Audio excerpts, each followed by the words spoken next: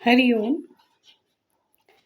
आज हम संगीत के विषय में उस क्रम को बढ़ाते हुए भारतीय शास्त्रीय संगीत की जो विद्या है उसमें 3 विधाएं आती हैं।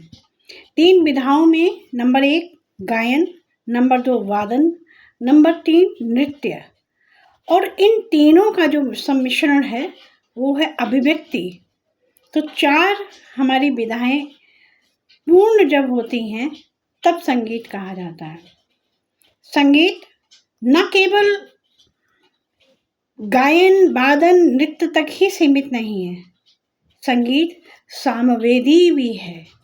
सामवेद अर्थात मंत्रों के उच्चारणों से जो ध्वनि प्रेषित होती है, जो उच्चारण से उन ध्वनि की जो टंकार होती है, उसकी जब श्रवण हम करते हैं तो हमारे आध्यात्मिक ताप हैं, जो मानसिक ताप हैं, उनसे हम मुक्ति पाते हैं।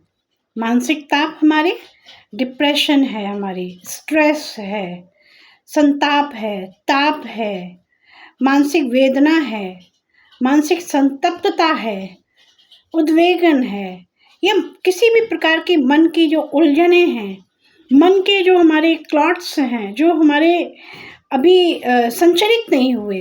इसलिए हम संगीत की जो विद्या हमारी है वो उसके प्रति हम अत्यधिक सजग हों, अवेयरनेस होनी चाहिए, होशपूर्ण होनी चाहिए, क्योंकि ये विद्या सामवेदी विद्या है। ये विद्या गंधर्व ललित कलाओं में, और इस विद्या को न केवल गंधर्व, किन्नर हैं, नर हैं, नारी हैं, सृष्टि में संपूर्ण जगत में वही नाद, वही अनाहत नाद जो अदृश्य, अज्ञात, जो हमें इन स्थूल कर्ण के माध्यम से श्रवण नहीं कर सकते हैं। इसलिए हमें स्थूल देह से, स्थूल भाव से, स्थूल स्वभाव से सूक्ष्म स्वभाव की ओर हम सजग हों। यही संगीत की वास्तविकता है।